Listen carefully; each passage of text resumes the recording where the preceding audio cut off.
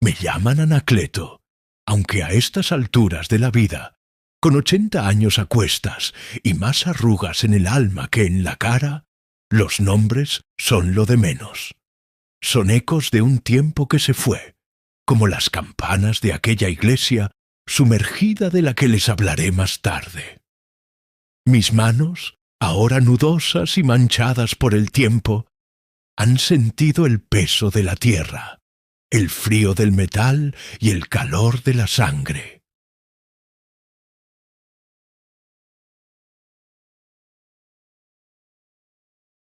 He visto más de lo que un hombre debería ver, y he callado más de lo que mi conciencia a veces me permite. Pero el silencio, amigos míos, es un veneno que te consume por dentro, y antes de que mi última vela se apague, quiero que mi voz, aunque sea un susurro tembloroso, les cuente las historias que los libros no se atreven a escribir. Las tragedias que los poderosos han intentado enterrar bajo el polvo del olvido.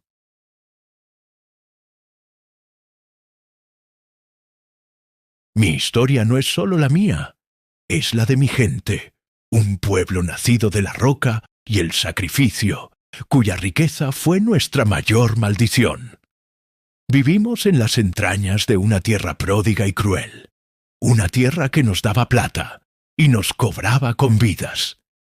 Les hablo desde un rincón olvidado de Chihuahua, un lugar que ya no aparece en los mapas. Un pueblo fantasma cuyo nombre se pronuncia con un dejo de espanto y melancolía. Trinidad.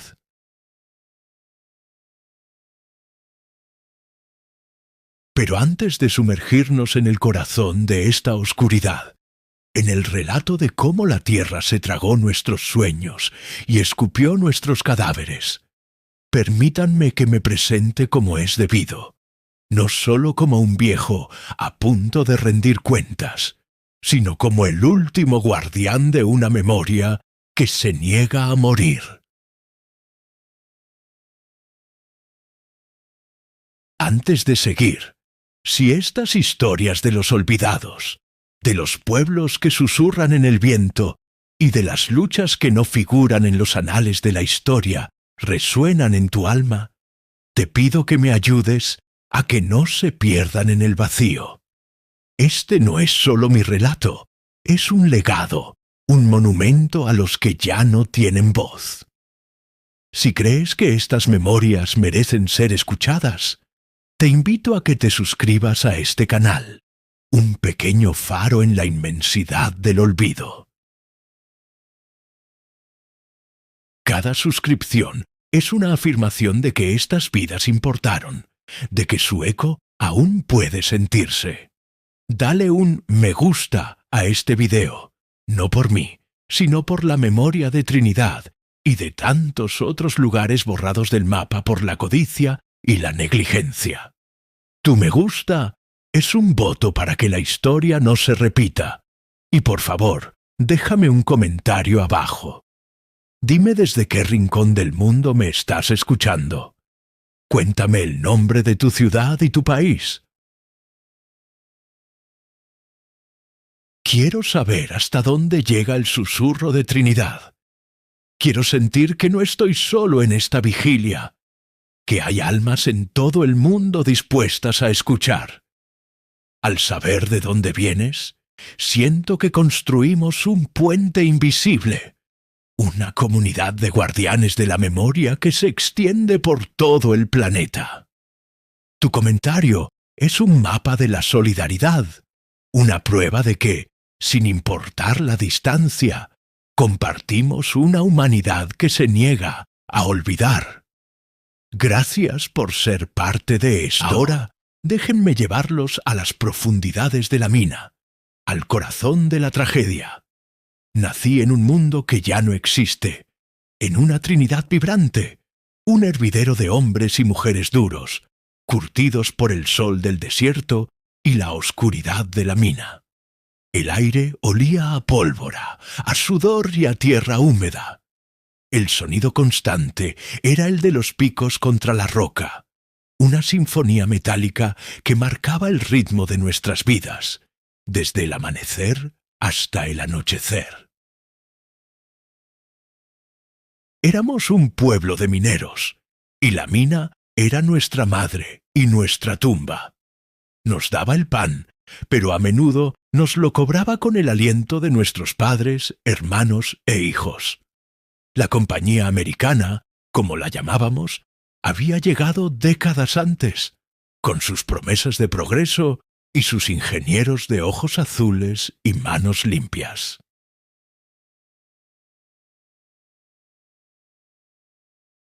Compraron la montaña, nuestra montaña sagrada, y la perforaron como si fuera un queso, sin respeto por los espíritus de la tierra, ni por las vidas que se consumían en sus entrañas.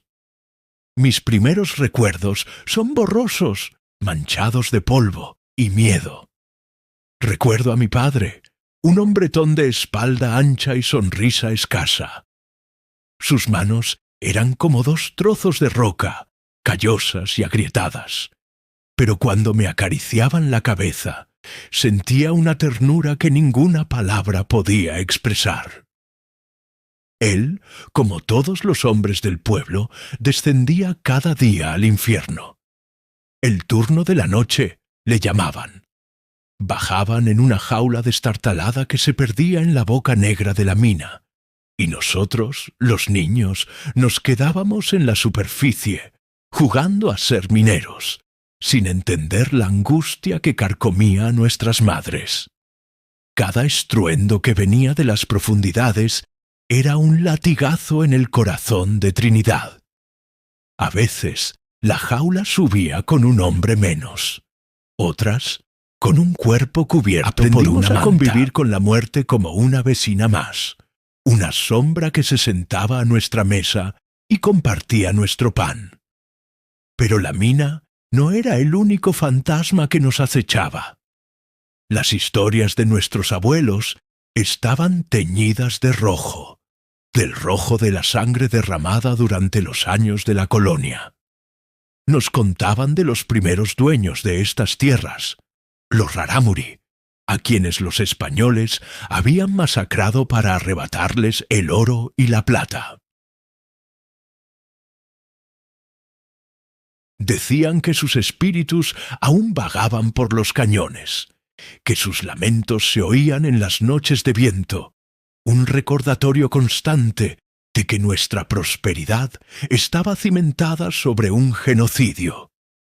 Yo mismo, de niño, mientras pastoreaba las pocas cabras que teníamos, sentía a veces una presencia helada, un susurro en una lengua que no entendía. Veía sombras moverse entre las rocas, figuras escurridizas que desaparecían cuando intentaba enfocarlas. No era miedo lo que sentía, sino una profunda tristeza, una conexión con ese dolor ancestral que impregnaba la tierra.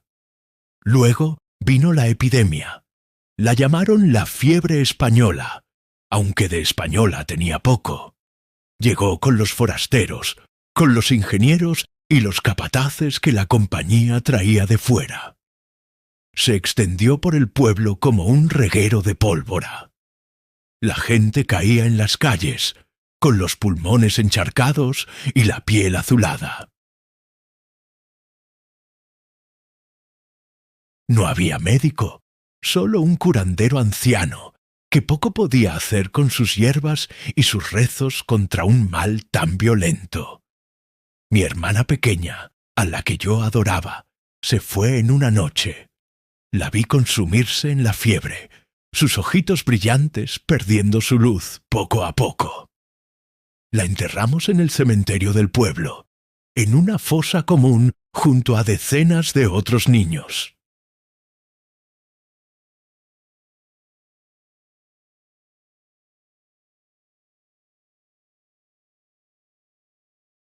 Esa fue la primera vez que sentí el odio en mis venas, un odio profundo y amargo contra la compañía, contra esos hombres blancos que nos traían la muerte envuelta en promesas de progreso. Para ellos éramos solo números, brazos reemplazables.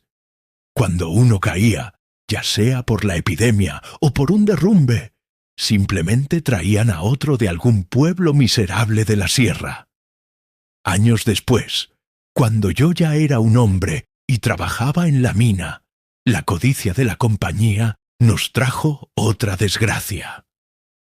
Para aumentar la producción, decidieron construir una represa en el río que serpenteaba por el valle. Querían energía barata para sus máquinas, sin importarles el costo humano.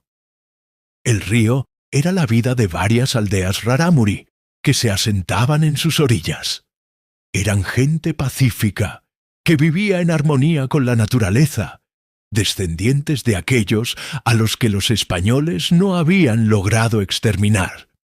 Les advertimos, les dijimos que la represa inundaría sus tierras, sus hogares, sus cementerios. Hablé con los ancianos de las aldeas, hombres sabios de piel curtida y mirada profunda. Me escucharon con respeto, pero en sus ojos vi una resignación milenaria. La tierra nos fue prestada, me dijo uno de ellos. Si el hombre blanco la quiere de vuelta, no podemos oponernos con arcos y flechas. La construcción de la represa fue una herida abierta en el paisaje. Dinamitaron las montañas, desviaron el curso del río, ahuyentaron a los animales. Y cuando finalmente cerraron las compuertas, el agua comenzó a subir, lenta pero implacablemente. Desde Trinidad, veíamos cómo el valle se convertía en un lago artificial. Vimos cómo el agua lamía las paredes de adobe de las primeras casas, cómo se tragaba los corrales, los campos de maíz, los árboles sagrados. Las aldeas desaparecieron bajo las aguas turbias, y con ellas siglos de historia, de cultura, de vida. Los rarámuri que lograron escapar se refugiaron en las montañas más altas, despojados de todo. La compañía los llamó reubicados. Nosotros los llamamos desterrados. A veces, cuando el viento soplaba desde el lago, creíamos oír el tañido de una campana, la campana de la pequeña iglesia de una de las aldeas, sonando su requiem desde las profundidades. Era un sonido fantasmagórico, un lamento que nos helaba la sangre y nos recordaba nuestra complicidad. Porque nosotros, los mineros de Trinidad, habíamos ayudado a construir esa monstruosidad. Éramos esclavos construyendo nuestra propia jaula. La vida en Trinidad continuó, marcada por estas cicatrices. La mina seguía devorando hombres. La represa ahogaba los ecos del pasado, y los fantasmas de los rarámuri y de las víctimas de la epidemia nos acompañaban en nuestro día a día. Nos acostumbramos al dolor, a la pérdida, a la injusticia. La resignación es una droga poderosa, te adormece, te hace creer que no hay otra realidad posible. Pero en el fondo de mi ser, una pequeña brasa de rabia se mantenía viva. Veía la riqueza que salía de las entrañas de nuestra montaña, trenes cargados de plata que iban a parar a manos de gente que nunca había pisado nuestro pueblo, que no sabía nada de nuestro sufrimiento.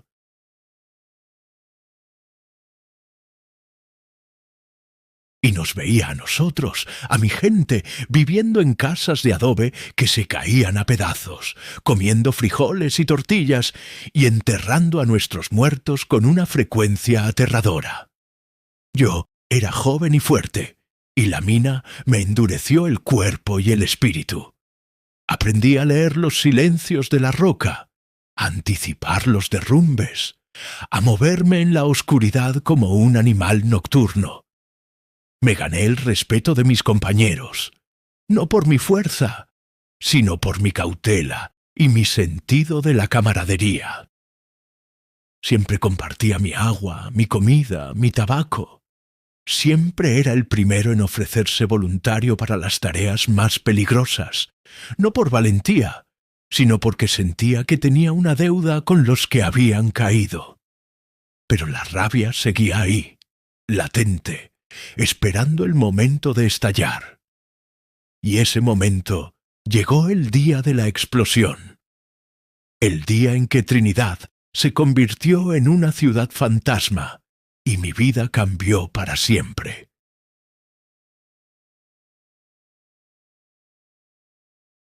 El día en que la tierra, harta de nuestros abusos, decidió reclamar lo que era suyo con una furia apocalíptica.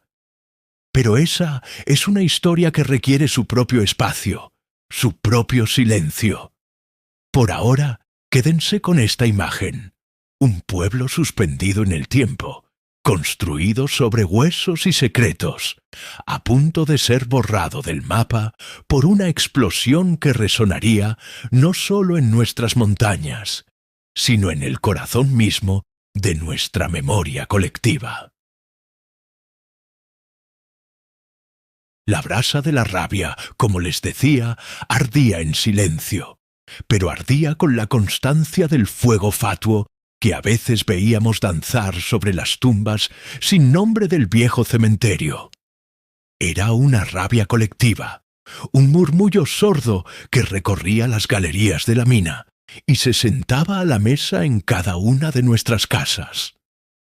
La sentíamos en el sabor amargo del agua del pozo, contaminada por los desechos de la mina.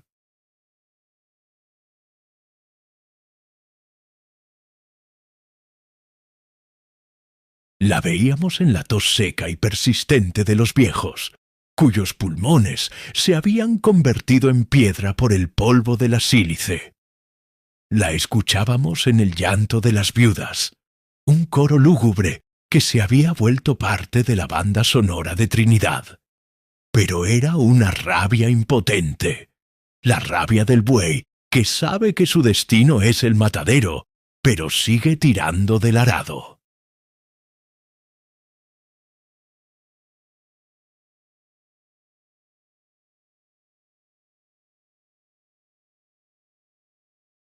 ¿Qué podíamos hacer? La compañía era dueña de todo, de la montaña, de nuestras casas, de la tienda de raya donde nos endeudábamos para poder comer, y en última instancia, de nuestras vidas. Rebelarse era como escupir al cielo. El escupitajo te caería de vuelta en la cara. Algunos lo habían intentado años atrás. Hubo un intento de huelga, liderado por un hombre valiente llamado Isidoro, que exigía mejores condiciones, jornadas más cortas y un pago justo. La respuesta de la compañía fue rápida y brutal. Trajeron a los rurales, hombres sin alma con rifles relucientes, que disolvieron la protesta a culatazos y balazos. A Isidoro se lo llevaron una noche y nunca más se supo de él. Su esposa lo buscó hasta la locura, preguntando a todos, incluso a las piedras del desierto. Algunos decían que lo habían arrojado a uno de los pozos abandonados de la mina. Otros, que lo habían colgado de un mezquite en medio de la nada. Su desaparición fue una lección para todos nosotros. La voz del minero nace y muere en la oscuridad de la galería. Así que aprendimos a tragar nuestra rabia, a masticarla junto con los frijoles y a digerirla en silencio. La transformamos en humor negro, en chistes sobre la muerte y la desgracia. Nos reíamos de los capataces gringos a sus espaldas, imitando su acento y su forma de caminar. Cantábamos corridos prohibidos que hablaban de héroes mineros y patrones explotadores. Era nuestra pequeña forma de resistencia, una válvula de escape para que la presión no nos hiciera estallar por dentro. Yo mismo encontré mi propia forma de lucha. Me convertí en el mejor en lo mío. Conocía cada veta, cada falla, cada crujido de la montaña. Podía oler el gas grisú antes de que las lámparas de carburo nos lo advirtieran. Podía predecir los derrumbes con una certeza que a muchos les parecía brujería. No era magia, era observación. Era escuchar a la montaña, sentir su respiración, tratarla no como a una enemiga a la que había que saquear, sino como a un ser vivo al que había que respetar. Mis compañeros confiaban en mí, me seguían, escuchaban mis advertencias. Gracias a eso, logré salvar a más de uno de una muerte segura. Los capataces me necesitaban, aunque me odiaban por ello. Me llamaban el brujo, con una mezcla de desprecio y temor. No podían despedirme porque yo era el que más plata sacaba, el que conocía los secretos de la Beta Madre. Esa era mi venganza, usar el conocimiento que la propia montaña me daba para salvar a mi gente y al mismo tiempo para enriquecer a los que nos oprimían. Era una contradicción dolorosa, una espina que llevaba clavada en el corazón. El tiempo en Trinidad transcurría a un ritmo distinto, marcado por la sirena de la mina y el calendario de fiestas religiosas. La vida era un ciclo monótono de trabajo, borrachera y arrepentimiento. Los domingos íbamos a misa, a pedirle a un Dios que parecía tan lejano y sordo como los dueños de la compañía. Le pedíamos protección, salud, una buena beta. Pero al día siguiente volvíamos a descender al infierno, y la fe se quedaba en la superficie, junto con el sol y el aire limpio. Sin embargo, en medio de esa oscuridad, también había destellos de luz. Estaba la solidaridad entre nosotros, los lazos que se forjaban en el peligro compartido. Compartíamos lo poco que teníamos, cuidábamos de las viudas y los huérfanos, nos emborrachábamos juntos para celebrar un nacimiento y llorábamos juntos para despedir a un amigo. Y estaba Elena. Elena era la hija del tendero, una muchacha de ojos como obsidiana y sonrisa que iluminaba la polvareda del pueblo. Era distinta a las demás. Leía libros, soñaba con otros mundos, con ciudades donde el aire no olía a pólvora. Nos enamoramos con la intensidad desesperada de quienes viven al borde del abismo. Nuestros encuentros eran clandestinos, en las ruinas de la vieja misión jesuita, bajo la mirada de santos decapitados. Allí, entre muros de adobe que se desmoronaban, planeábamos una vida lejos de Trinidad, una vida donde nuestros hijos no tuvieran que vender sus pulmones por un puñado de monedas. Su amor fue mi ancla, mi razón para seguir luchando, para creer que un futuro diferente era posible. Ella veía más allá del minero cubierto de hollín, veía al hombre, al soñador, al rebelde silencioso. Pero los sueños, en lugares como Trinidad, tienen la costumbre de convertirse en pesadillas. La compañía, en su afán insaciable de maximizar las ganancias, decidió implementar un nuevo método de extracción. Lo llamaban el método de los grandes bloques. Consistía en usar cargas de dinamita mucho más grandes para desprender secciones enteras de la montaña. Era más rápido, más eficiente y, sobre todo, más barato. Requería menos hombres y menos tiempo. Los ingenieros nos aseguraron que era completamente seguro, que habían hecho sus cálculos, que tenían todo bajo control. Pero nosotros, los que conocíamos la montaña, sabíamos que estaban jugando con fuego.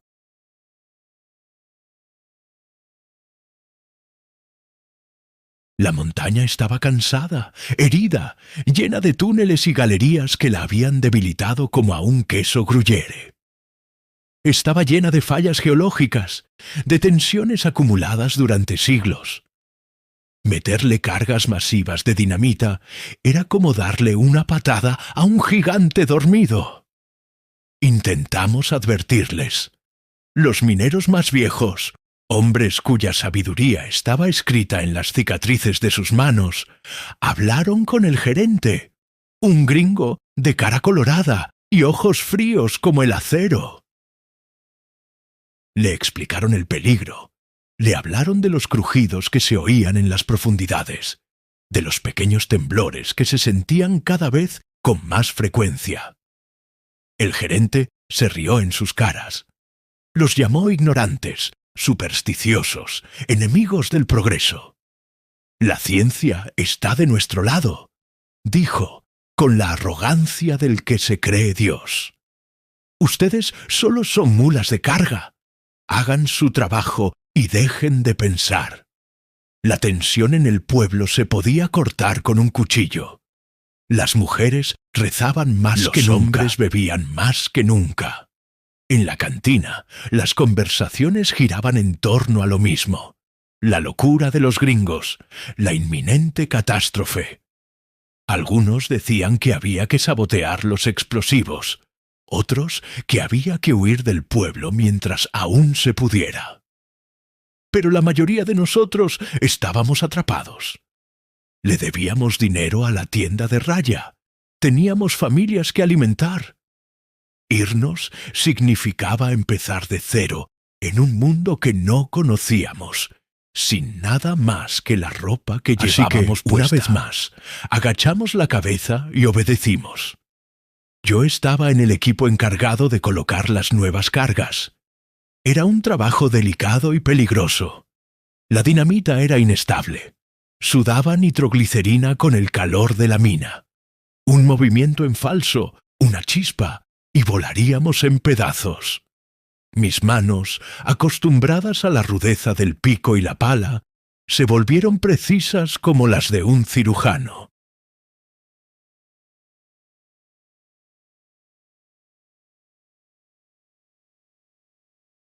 Cada cartucho que colocaba en los agujeros perforados en la roca era como un clavo en el ataúd de mi pueblo. Sentía que estaba traicionando a la montaña, a mis ancestros, a mí mismo. Por las noches no podía dormir.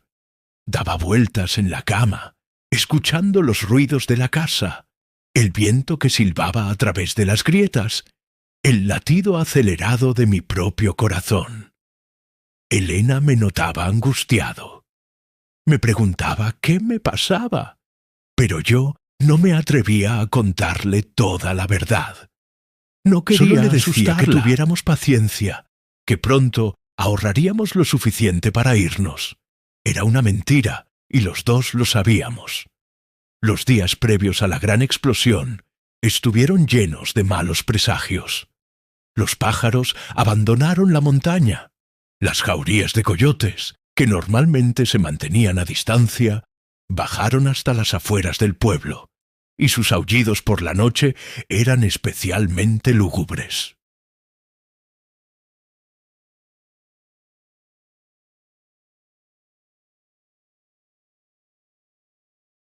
Un viejo curandero rarámuri, que a veces bajaba de la sierra para intercambiar hierbas por provisiones, nos advirtió. Dijo que los espíritus de la montaña estaban furiosos, que la tierra iba a reclamar su sangre. Nadie le hizo mucho caso. Lo tomaron por un viejo loco. Pero yo vi la verdad en sus ojos, una verdad antigua y aterradora. La noche anterior a la detonación, la atmósfera en Trinidad era irrespirable. Era una calma antinatural, un silencio pesado y premonitorio. No corría ni una brizna de aire. Las estrellas parecían más lejanas, más frías. Me encontré con Elena en nuestro lugar secreto. Estaba pálida y asustada. Me suplicó que no bajara a la mina al día siguiente. Tengo un mal presentimiento, Anacleto. me dijo, con la voz temblorosa. Siento como si algo terrible fuera a pasar. Huyamos, por favor. Huyamos esta misma noche. Yo la abracé, tratando de transmitirle una calma que no sentía.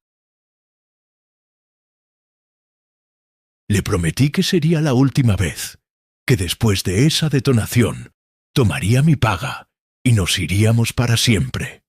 Le pedí que me esperara, que confiara en mí. Fue la última vez que la vi, la última vez que sentí el calor de sus manos, el sabor de sus labios.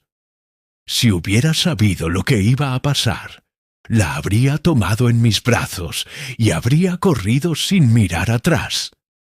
Habría corrido hasta que nuestros pulmones reventaran, pero no lo hice. La dejé allí, bajo la luna enferma, con una promesa que nunca podría cumplir. Al día siguiente, el sol salió rojo, como si estuviera teñido de sangre. El aire seguía quieto, pesado. Cuando sonó la sirena de la mina, su sonido me pareció el de una campana fúnebre. Caminé hacia la boca del túnel junto a mis compañeros. Íbamos en silencio, con la cabeza gacha, como condenados a muerte. Nos cruzamos con el turno de noche, que salía con las caras cubiertas de hollín y agotamiento. Sus ojos nos miraban con una mezcla de compasión y alivio. Nos deseaban suerte, pero sus voces sonaban huecas. Antes de subir a la jaula, busqué con la mirada la casa de Elena. La imaginé durmiendo, ajena al destino que nos esperaba. Le recé a todos los santos que conocía, y a los que no también. Le pedí a la montaña que nos perdonara. La jaula comenzó su descenso, un viaje lento hacia las entrañas de la tierra. La luz del sol se fue haciendo cada vez más pequeña, hasta desaparecer por completo. Nos sumergimos en la oscuridad, en el silencio, en el frío húmedo de la mina. El único sonido era el chirrido de los cables y el goteo del agua que se filtraba por las paredes. Llegamos al nivel más profundo, donde habíamos colocado la carga principal. El aire era denso, difícil de respirar. El capataz, un gringo llamado O'Malley, nos dio las últimas instrucciones con su español torpe. Su nerviosismo era evidente, a pesar de sus intentos por parecer seguro. Revisamos las conexiones por última vez. Todo estaba en orden. La mecha era larguísima, diseñada para darnos tiempo de sobra para evacuar. O'Malley encendió la punta con un cigarrillo. La mecha comenzó a chisporrotear, una serpiente de fuego que se arrastraba lentamente hacia el corazón de la montaña. ¡Corran!, gritó O'Malley. Y corrimos. Corrimos como nunca antes habíamos corrido en nuestras vidas. Corrimos por nuestra vida, tropezando en la oscuridad, con el sonido de la mecha quemándose a nuestras espaldas, un siseo que era la cuenta regresiva de nuestra propia destrucción. Correr en la oscuridad de una mina no es como correr en campo abierto.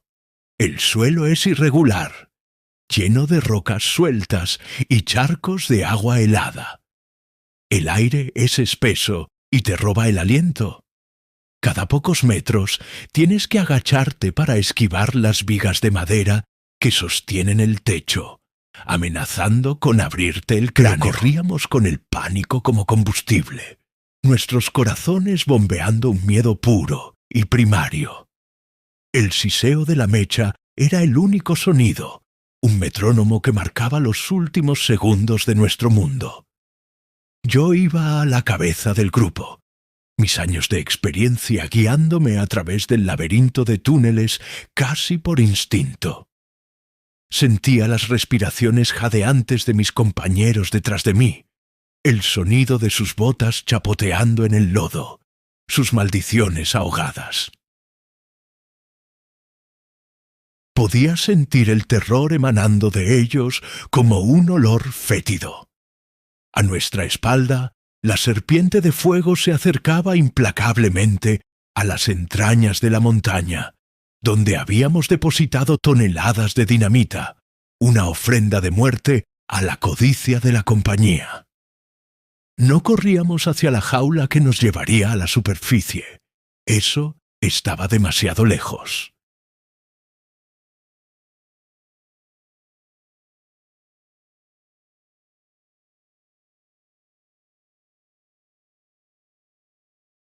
Nuestro objetivo era un refugio de emergencia, una pequeña caverna reforzada que se había construido décadas atrás, a medio camino del túnel principal. Era nuestra única y remota posibilidad de supervivencia. El tiempo pareció estirarse, cada segundo una eternidad. Podía sentir la vibración en la planta de mis pies antes de oír nada. Fue un temblor sordo al principio, como el latido de un corazón gigante despertando de un largo sueño. Luego vino el rugido. No era un sonido, era una fuerza física, una onda de choque que nos golpeó con la violencia de un martillo divino. El suelo se levantó bajo nuestros pies, lanzándonos por los aires como muñecos de trapo. Choqué contra la pared del túnel con una fuerza que me sacó el aire de los pulmones y me hizo ver una explosión de estrellas blancas. El mundo se convirtió en un caos ensordecedor de roca triturándose, madera astillándose y gritos humanos que fueron silenciados casi al instante. Sentí que la montaña entera se venía abajo sobre nosotros. La oscuridad se volvió absoluta, opresiva. El aire se llenó de un polvo tan denso que era como respirar arena. Me ahogaba, tosía. Intentaba llenar mis pulmones con algo que no fuera muerte. Una viga de madera cayó a centímetros de mi cabeza, rozándome el hombro y arrancándome un grito de dolor. Me arrastré por el suelo, desorientado, con un zumbido agudo en los oídos que ahogaba cualquier otro sonido. Mis manos buscaban a tientas en la oscuridad, tocando rocas afiladas y algo blando y húmedo que preferí no identificar. No sé cuánto tiempo estuve allí, perdido en esa vorágine de polvo y silencio. Podrían haber sido minutos u horas. Mi mente estaba en blanco, paralizada por el shock. Lo único que me mantenía anclado a la realidad era un nombre que se repetía en mis labios como un mantra. Elena, Elena. Tenía que salir de allí. Tenía que volver con ella. Esa idea, ese faro en medio de la negrura, fue lo que me obligó a moverme. A gatas, con el hombro palpitando de dolor, comencé a arrastrarme en la dirección en la que recordaba que estaba el refugio. Llamé a mis compañeros, pero la única respuesta fue el eco de mi propia voz, que sonaba extraña y lejana. El silencio que siguió era más aterrador que el estruendo de la explosión. Era el silencio de la tumba, el silencio de la muerte. Seguí arrastrándome, pasando por encima de montones de escombros. Mis manos sangraban, mis rodillas estaban en carne viva. En un momento mi mano tocó una bota. La sacudí. ¡Compañero!, grité. No hubo respuesta. Toqué más arriba, una pierna, un torso. Estaba atrapado bajo una roca enorme. No había pulso. Seguí adelante, con las lágrimas mezclándose con el sudor y el polvo en mi cara. Encontré a otro y a otro, todos muertos. El túnel que habíamos recorrido corriendo minutos antes era ahora un mausoleo. Éramos los arquitectos de nuestra propia tumba. Finalmente, mis dedos tocaron la puerta de acero del refugio. Estaba retorcida, abollada por la fuerza de la explosión, pero seguía en su sitio. Con las pocas fuerzas que me quedaban, empujé y tiré hasta que logré abrir una pequeña rendija. Me deslicé por ella, cayendo exhausto al otro lado. Dentro, el aire era relativamente limpio. Encendí mi lámpara de carburo con manos temblorosas. La pequeña llama parpadeó, revelando la escena. Éramos 3 supervivientes, 3 de los 20 hombres que habíamos bajado esa mañana. Estaban O'Malley, el capataz, acurrucado en un rincón, temblando como una hoja y murmurando incoherencias en inglés. Y estaba Pedro, un joven que apenas tendría 18 años, con la mirada perdida en el vacío y una herida abierta en la frente de la que manaba un hilo de sangre. Nos miramos los 3, y en nuestros ojos no había alivio, solo el horror compartido de lo que habíamos vivido y la certeza de que lo peor aún estaba por llegar. Estábamos atrapados a cientos de metros bajo tierra, en un ataúd de roca, con el aire y el agua contados.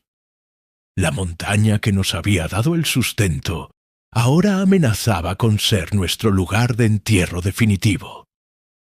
Los primeros días fueron los peores. La sed, el hambre, el frío, pero sobre todo, la incertidumbre. ¿Sabrían que estábamos vivos? ¿Intentarían rescatarnos?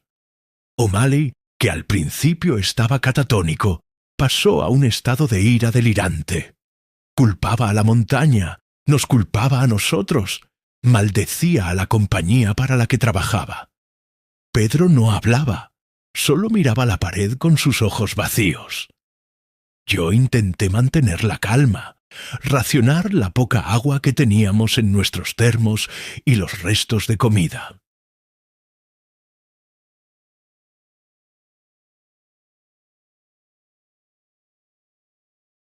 Les hablaba, les contaba historias, cualquier cosa para mantener a raya la locura que amenazaba con devorarnos. Les hablaba de Elena, de nuestros planes, de la vida que tendríamos cuando saliéramos de allí. Hablar de ella me daba fuerzas, me hacía sentir que tenía una razón para luchar. En la oscuridad, los sonidos de la montaña eran nuestros únicos compañeros. Crujidos, gemidos, el goteo constante del agua. A veces nos parecía oír voces, susurros que se colaban por las grietas de la roca. Eran los espíritus, me decía a mí mismo. Los espíritus de nuestros compañeros muertos, o quizás los antiguos espíritus Rarámuri, lamentándose por la profanación de su hogar sagrado. O'Malley decía que eran alucinaciones, producto de la falta de oxígeno. Pero yo sabía que eran reales. Sentía su presencia, su dolor, su ira. Nos estaban advirtiendo. Pasaron los días. Perdimos la noción del tiempo. Nuestra única luz era la llama de mi lámpara, que cada vez era más débil. Se convirtió en un dolor constante en el estómago. Bebíamos el agua que se filtraba por las paredes, un líquido con sabor a metal y a tierra. O'Malley finalmente se rompió. Empezó a gritar que la salida estaba justo al otro lado de la pared, que podía oír a la gente trabajando para rescatarnos. Empezó a golpear la roca con sus propias manos, hasta que sus nudillos no fueron más que una masa sanguinolenta. Tuvimos que atarlo con nuestros cinturones para que no se hiciera más daño. Ver a ese hombre, antes tan arrogante y seguro de sí mismo, reducido a un animal asustado, me produjo una extraña mezcla de pena y satisfacción. Pedro, por su parte, empezó a tener fiebre. Su herida se había infectado. Deliraba, llamaba a su madre, hablaba con amigos imaginarios. Yo lo cuidaba como podía, mojándole los labios con agua y limpiándole la herida con un trozo de mi camisa. Sabía que no sobreviviría mucho tiempo.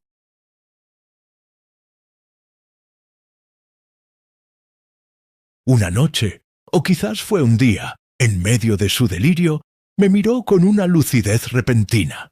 «Anacleto», me dijo, con una voz apenas audible, «dile a mi madre que la quiero, y dile que vi las sombras».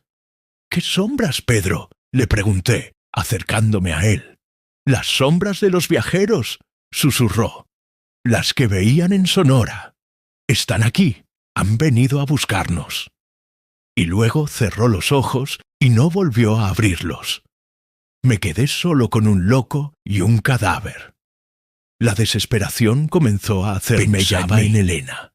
¿Estaría esperándome o ya me habría dado por muerto? La imagen de su rostro era lo único que me impedía rendirme, tumbarme junto a Pedro y dejarme morir. Empecé a explorar el refugio, buscando cualquier cosa que pudiera ayudarnos. En un viejo baúl de herramientas encontré un pico, una pala y unos metros de cuerda. Y entonces una idea loca, suicida, comenzó a formarse en mi mente.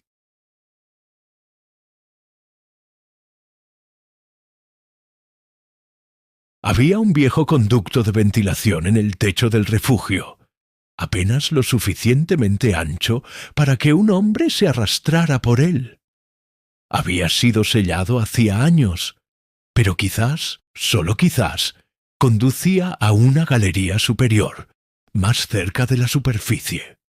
Era una posibilidad entre 1.000.000, pero era mejor que esperar a morir de hambre en esa cueva. Pasé horas o días picando la roca que sellaba el conducto.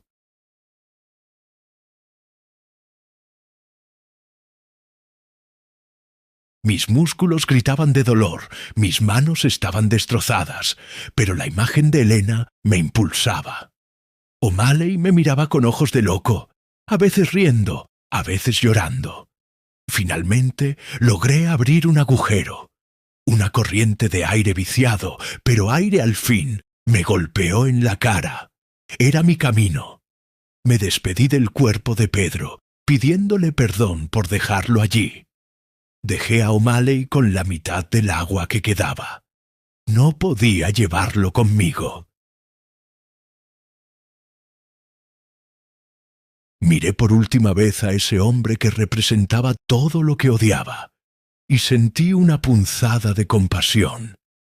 Él también era una víctima. Luego me introduje en el conducto y empecé a arrastrarme hacia lo desconocido, hacia una oscuridad aún más profunda, con la esperanza como mi única y frágil linterna. El ascenso fue un infierno. El conducto era estrecho, claustrofóbico. Avanzaba a ciegas, centímetro a centímetro, con las rocas afiladas rasgando mi ropa. No tenía idea de si iba en la dirección correcta. Varias veces estuve a punto de rendirme, de dejarme vencer por el agotamiento, pero entonces oía susurros, las mismas voces que había oído en el refugio. No eran amenazantes. Al contrario, parecían guiarme, animarme. Eran las voces de la montaña, las voces de mis compañeros, las voces de los ancestros. Y en medio de todas ellas, una voz clara y dulce que me llamaba por mi nombre, Elena. Finalmente, después de una eternidad, mis manos tocaron un vacío. Había llegado al final del conducto. Con un último esfuerzo, me impulsé hacia afuera y caí en el suelo de una galería. Estaba exhausto, pero vivo. La luz de mi lámpara iluminó el túnel. Estaba intacto. Había logrado escapar de la zona del derrumbe. Ahora solo tenía que encontrar la salida. Caminé durante horas, siguiendo las vías de los carros, hasta que a lo lejos vi un punto de luz. La salida. Lloré, reí, grité. Corrí hacia esa luz con las últimas fuerzas que me quedaban. Corrí hacia la vida, hacia Elena. Salí a la superficie parpadeando, cegado por un sol que nunca pensé que volvería a ver. Pero la escena que me recibió no era la que esperaba. No había equipos de rescate. No había gente corriendo de un lado a otro. Solo había silencio, un silencio sepulcral. Y frente a mí, donde antes estaba el vibrante pueblo de Trinidad, solo había un cráter gigantesco, humeante. La explosión no solo había derrumbado la mina, se había tragado el pueblo entero. Mi casa, la tienda, la iglesia, la casa de Elena. Todo había desaparecido. La montaña, en su furia, no se había conformado con llevarse a los mineros. Se había llevado a Trinidad. Y yo, el único superviviente, estaba solo, de pie al borde del abismo, en las ruinas de mi vida, en el cementerio de mis sueños. El sol que me cegaba al salir de la mina no era el sol de la vida, sino el de un juicio final, paisaje de desolación que mi mente se negaba a procesar.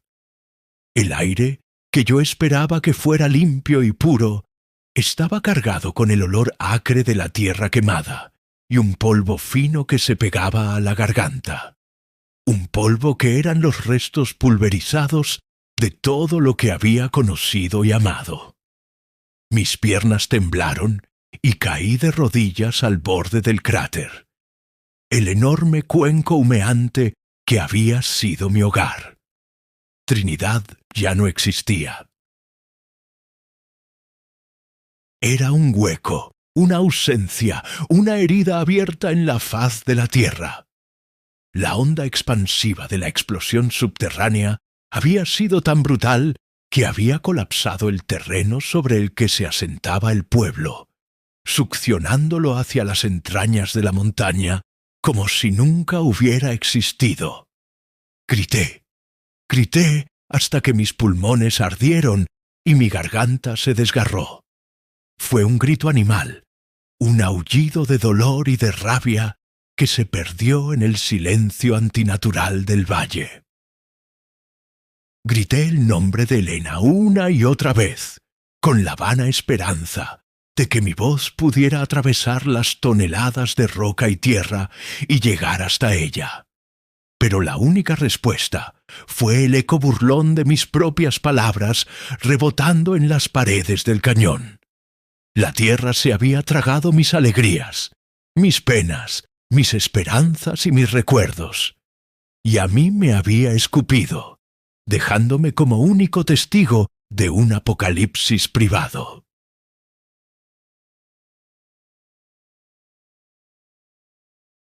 No sé cuántas horas permanecí allí, arrodillado al borde de la nada, como un peregrino ante un altar sacrílego. El shock me había envuelto en una neblina fría y protectora, adormeciendo el dolor que amenazaba con aniquilar mi cordura. Mi cuerpo funcionaba en piloto automático. La sed me obligó a moverme, a buscar agua en un arroyo cercano que, milagrosamente, aún corría, aunque sus aguas estaban turbias y grises.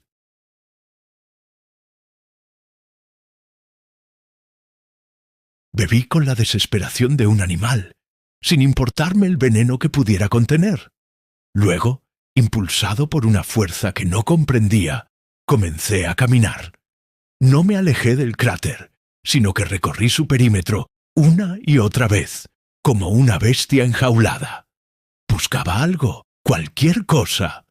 Un trozo de tela reconocible, un fragmento de un mueble, una teja del techo de la iglesia. Pero no había nada. La destrucción había sido total, absoluta.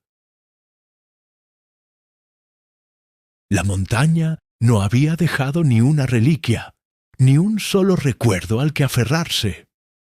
Era como si Trinidad hubiera sido una alucinación colectiva y yo el único que había despertado del sueño. A medida que el sol comenzaba a descender, tiñendo el cielo de colores sangrientos que parecían una burla, el frío del desierto comenzó a calar en mis huesos. Sabía que no podía quedarme allí. Necesitaba un refugio. Mi mente, lentamente, comenzó a funcionar de nuevo. Recordé las viejas ruinas de la misión jesuita, nuestro lugar de encuentro con Elena. Estaban a un par de kilómetros del pueblo, en una pequeña loma que quizás, con suerte, se había salvado de la catástrofe. Caminé hacia allí como un sonámbulo, mis pies arrastrándose por el suelo polvoriento. El paisaje a mi alrededor estaba alterado. Árboles que habían estado allí desde que yo era niño habían sido arrancados de raíz.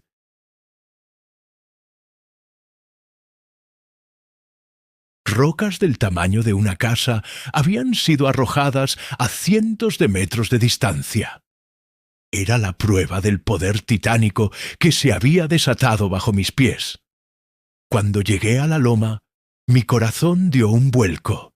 La misión seguía en pie, o lo que quedaba de ella. Sus viejos muros de adobe, que ya estaban desmoronándose, habían resistido el impacto, protegidos por la propia elevación del terreno. Entrar allí fue como cruzar el umbral hacia un mundo de fantasmas. Cada rincón me hablaba de Elena, la pared donde nos sentábamos, la ventana sin cristales desde la que mirábamos las estrellas, el altar roto donde le juré amor eterno. El dolor, que había estado adormecido, regresó con la fuerza de un torrente, ahogándome en un mar de recuerdos. Caí al suelo y lloré, esta vez en silencio, con el cuerpo sacudido por sollozos que venían de lo más profundo de mi alma. Lloré por Elena, por mi familia, por mis amigos, por mi pueblo.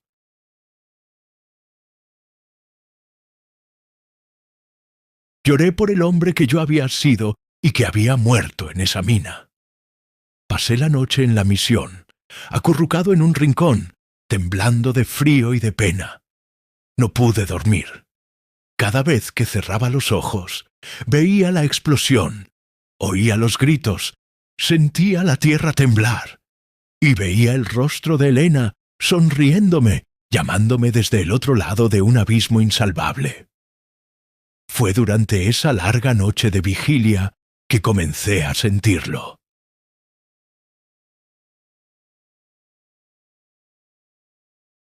Al principio fue solo una sensación, la piel de gallina en la nuca, la extraña certeza de que no estaba solo. Luego comencé a verlas, sombras que se movían en la periferia de mi visión, figuras oscuras y alargadas que se deslizaban por las paredes en ruinas. Eran como las sombras que los viejos contaban haber visto en los caminos desolados de Sonora.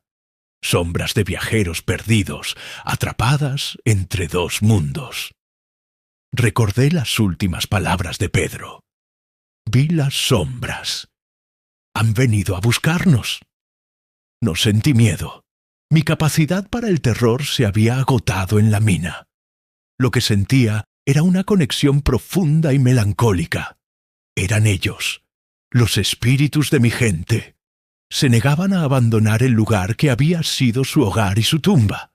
No emitían sonidos, no intentaban comunicarse, pero su presencia era un peso tangible en el aire, una tristeza que impregnaba cada piedra de la misión.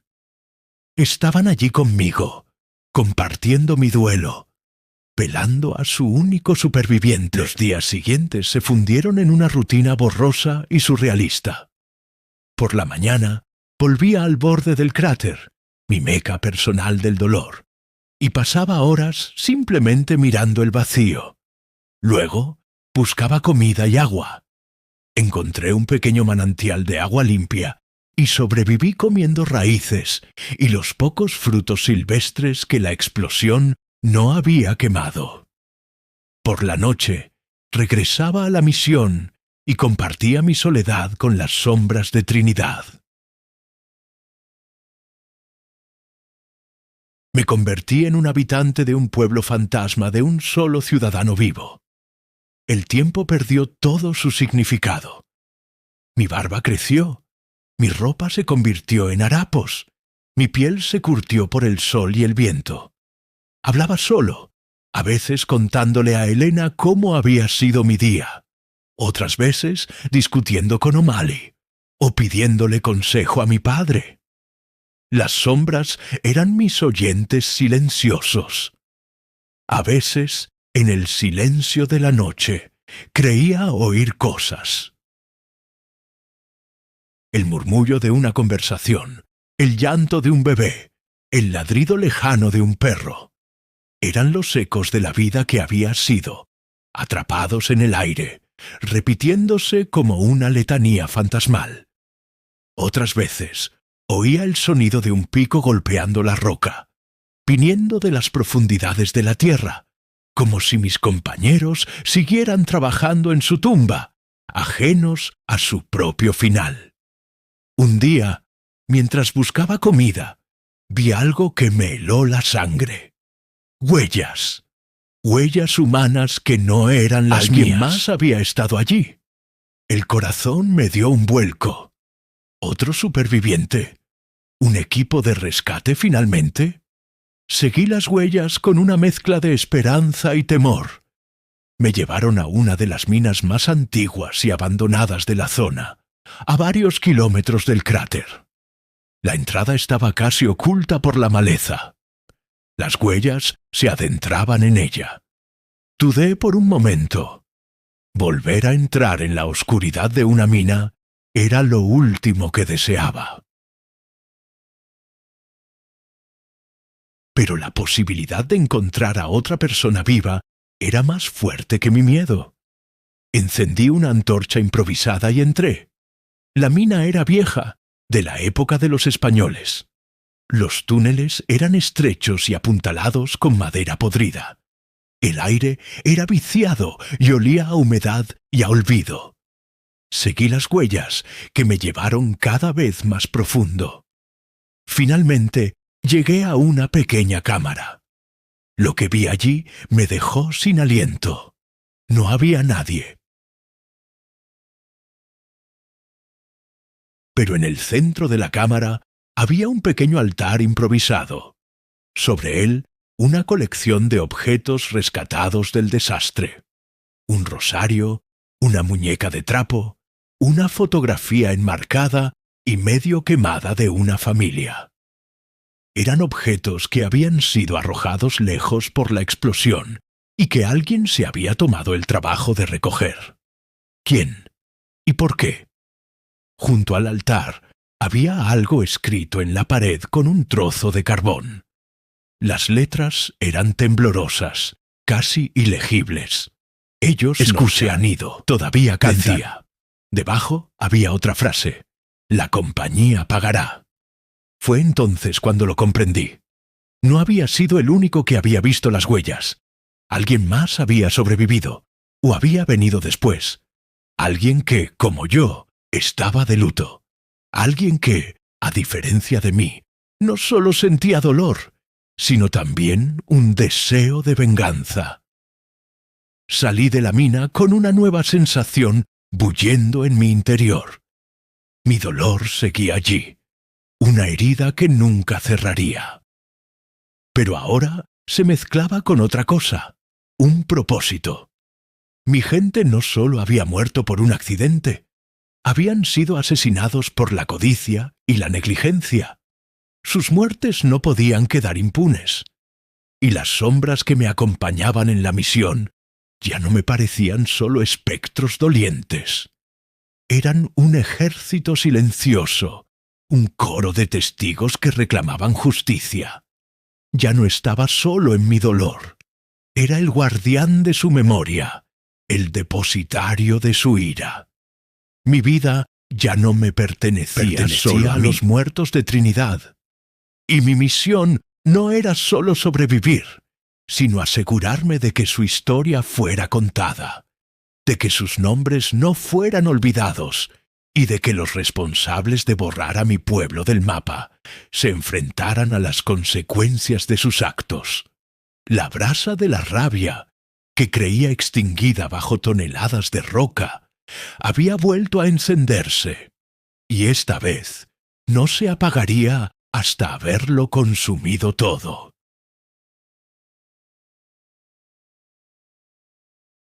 La brasa de la rabia se convirtió en un incendio que consumió mi pena y la transformó en un propósito de acero. Abandoné las ruinas de la misión, mi santuario de dolor, y dejé atrás a las sombras silenciosas que la habitaban.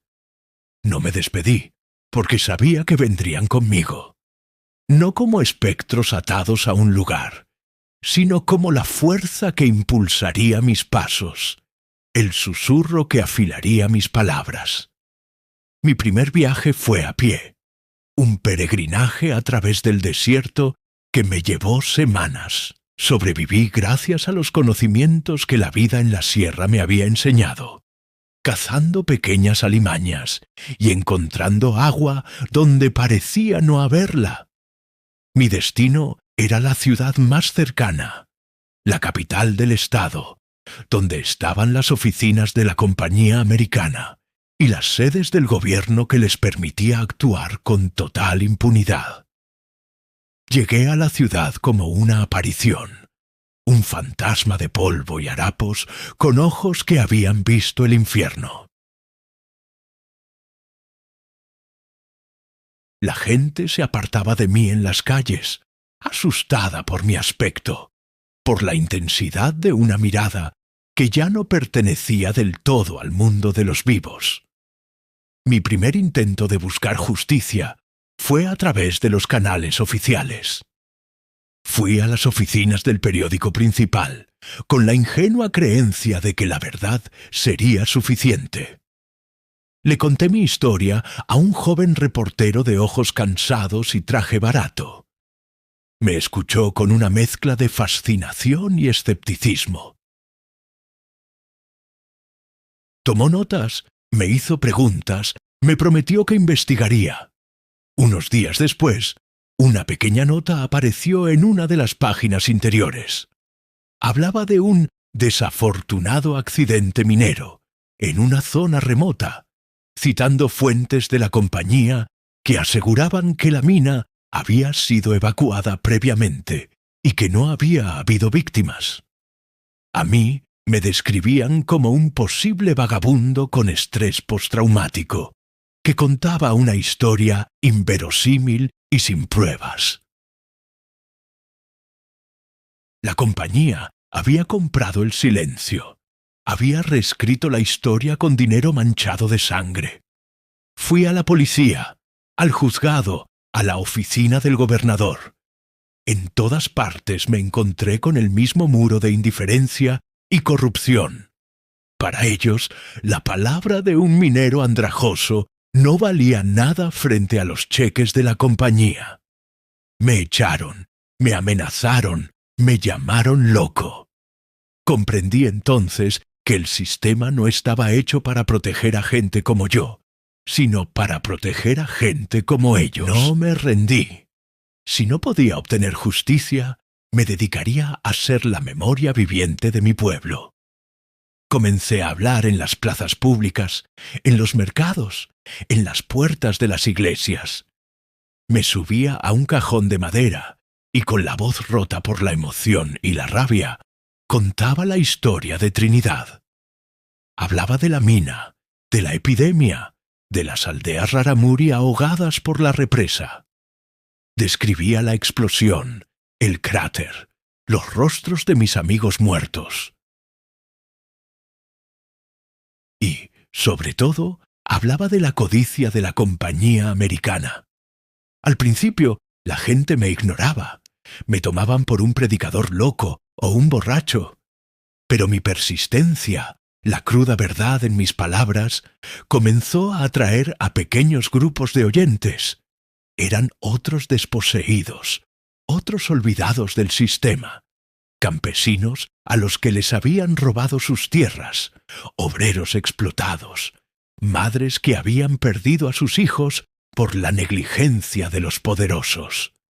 En sus ojos veía el reflejo de mi propio dolor. No podían darme justicia, pero me daban algo casi tan importante. Me escuchaban, me creían. Se convirtieron en mi congregación. Y en esas reuniones improvisadas sentía la presencia de mi gente. No eran sombras en la pared, eran la fuerza en mi voz, la convicción en mi corazón. La compañía no tardó en darse cuenta de que yo era una molestia que no iba a desaparecer con un simple desmentido en el periódico. Intentaron silenciarme. Primero, con dinero. Un hombre elegante, con un maletín de cuero, me ofreció una cantidad que me habría permitido vivir cómodamente el resto de mi vida. Me dijo que era una compensación por mi pérdida, a cambio de mi silencio. Le escupí en sus zapatos lustrados y le dije que la vida de mi pueblo no tenía precio. Luego vinieron las amenazas.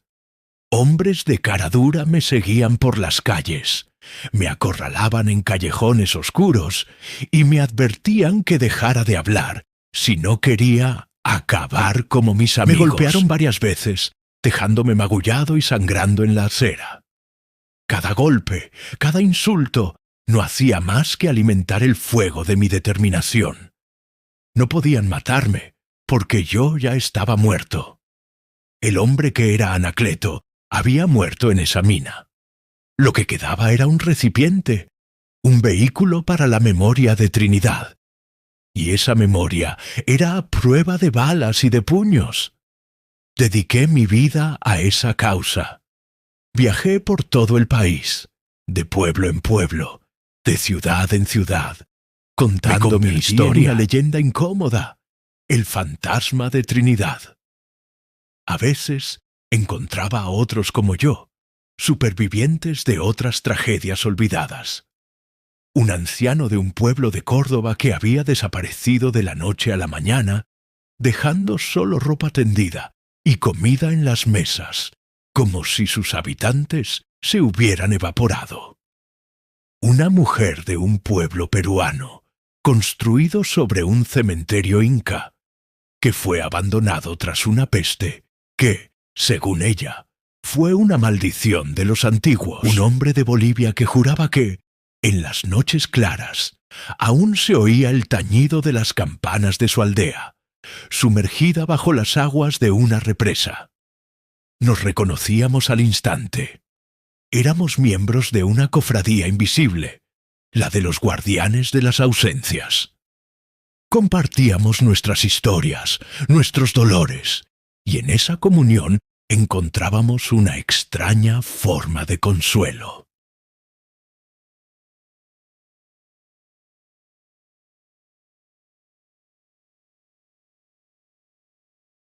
Nuestras tragedias eran distintas, pero la raíz era la misma: la codicia humana, el desprecio por la vida, la arrogancia del poder. Juntos éramos un coro de voces que se negaba a ser silenciado. Los años pasaron. Mi cuerpo envejeció. Mi pelo se volvió blanco. Mi espalda se encorvó. Pero mi voz, aunque más temblorosa, nunca perdió su fuerza. La compañía americana eventualmente se fue del país, después de haber saqueado todo lo que pudo. Dejaron atrás montañas perforadas, ríos envenenados y una estela de pueblos fantasmas. Nunca se enfrentaron a la justicia, no en un tribunal de hombres al menos, pero yo creo en otra justicia, una más lenta, más profunda, la justicia de la memoria. Mientras una sola persona recuerde Trinidad, la compañía no habrá ganado del todo. Mientras mi voz siga contando su historia, mis amigos, mi familia, mi Elena, no habrán muerto en vano. Y aquí estoy ahora, con 80 años, contándoles esta historia a ustedes. Ya no puedo subirme a un cajón en una plaza. Mis piernas ya no me sostienen. Pero he encontrado esta nueva forma de hablar, esta ventana al mundo que llaman Internet. Quizás es mi última oportunidad, mi último esfuerzo por asegurarme de que la memoria de Trinidad no muera conmigo. La historia que les he contado es la verdad, tan cruda y dolorosa como la viví. Algunos dirán que es la historia de un viejo amargado, llena de fantasmas y resentimiento. Otros, quizás, verán en ella un reflejo de las injusticias que siguen ocurriendo hoy, en otros lugares, con otros nombres. Porque las minas abandonadas, las represas inundadas y los pueblos desaparecidos no son solo cosas del pasado. Siguen ocurriendo. La codicia sigue teniendo el mismo rostro. Y los olvidados siguen sin tener voz. Yo soy la voz de Trinidad. Soy el último eco de sus risas, el último testigo de sus lágrimas. Soy la cicatriz que la montaña no pudo borrar. Mi lucha no ha sido para traer de vuelta a los muertos. Eso es imposible. Ha sido para asegurarme de que vivan en nuestra memoria. Porque un pueblo no muere cuando desaparece del mapa, sino cuando es olvidado. Y yo, Anacleto, hasta mi último aliento, no dejaré que el mundo olvide. Les pido a ustedes, que me han escuchado con paciencia, que no lo olviden tampoco. Esta historia. Piensen en los incontables Trinidad que hay esparcidos por el mundo. Y la próxima vez que vean a un hombre o a una mujer luchando contra un poder abrumador, no lo llamen loco.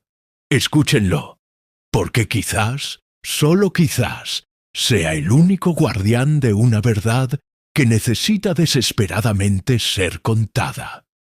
Esa es mi herencia. Ese es mi legado.